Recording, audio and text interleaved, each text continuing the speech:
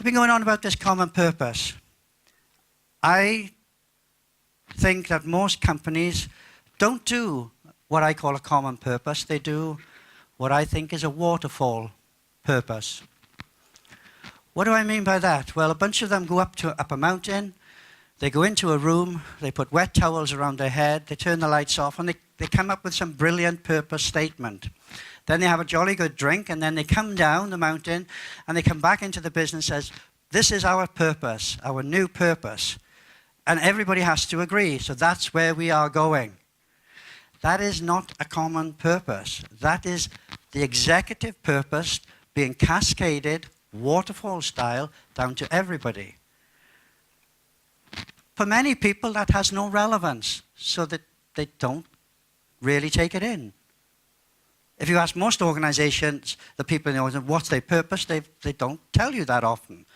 Or if you ask them, they all say different things. So this is a real one from a very large applications business who have something in the field of around about 25,000 developers, as well as all the development infrastructure and the IT and servers that manage that, the test environment. So this is a big company. So they put this together.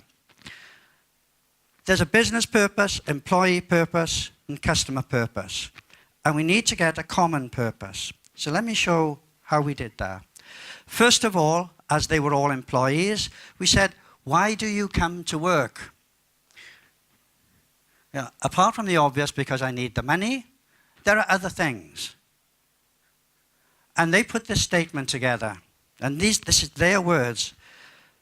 They want to come to work to contribute with their skills, to be fairly rewarded.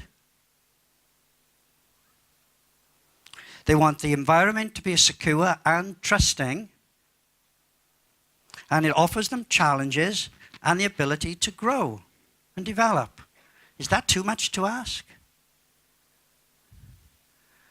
So just think about that purpose, where you are, and would your employees say something like that and compare to what you actually think it is? Is it trustful? Trust comes out on every measurement that I take in workshops. Just recently, trust was the biggest thing. The biggest barrier to trust is management must first become trustworthy. They are in the position of power. They must become worthy of the trust through their behaviors and their actions. You cannot go up to a workforce that you've beaten up over many years and now say, look, we've had a change of heart. You should now trust us and we should now collaborate and we'd like you to give us all your best ideas, please. That's not going to happen. And that's in the valley, that you stay in the valley of despair with that. Okay, contribute with my skills, fairly rewarded, secure and trusted environment.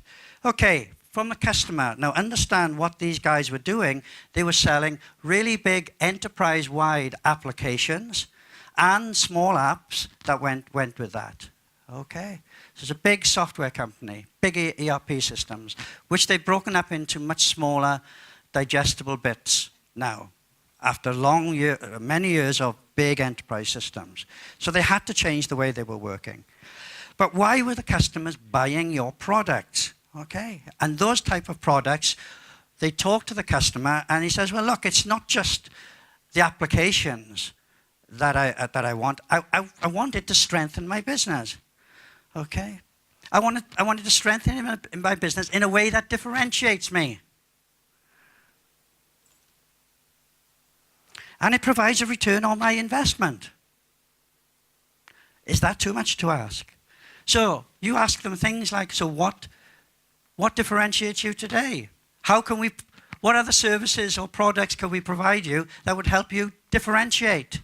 This is a very different conversation. And who's having it are very different. We are talking about the staff who develop the stuff. Not the marketing group, not the chief exec, the staff. Because they are full of ideas. But if you've got an organization which is rigid, doesn't allow them to even talk, almost command and control, like, you're not going to get that innovation. You cannot command and control creativity.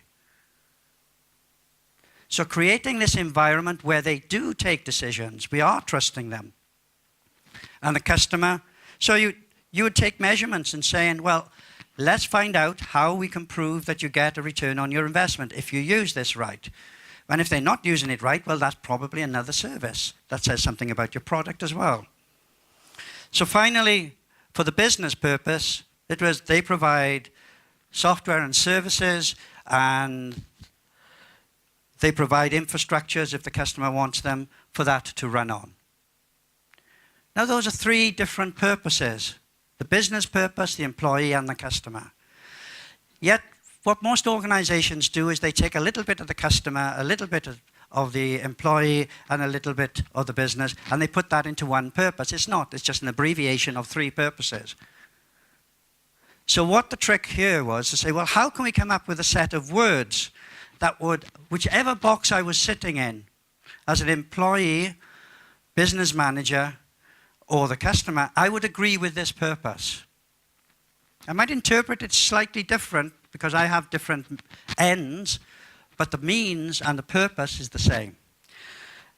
And you might not get there for a while, because these are enough to start. And it was only 6 months later that they come back and said, let's have a go at that other one. Because by that time, what they had done is they looked at, well, what do we need to measure for our employees that we are providing that environment? So they created new measurement systems. Not, are you happy? Okay? It's much more subtle than that. And therefore, that gives you a phrase of, and now asking questions anonymously, very different. And for the business, they needed to measure, are they providing a stable infrastructure, a robust infrastructure? Is that infrastructure safe? Is the safety aspect of that, or is it all wobbly? Then you need to pay attention, because if your infrastructure is wobbly, then the service to the customer is going to be wobbly. And finally, after 6 months, this is what they came up with. With pride, we relentlessly pursue and apply our insight, ingenuity, and technologies to create wealth and a secure future. Because that's what everybody wants.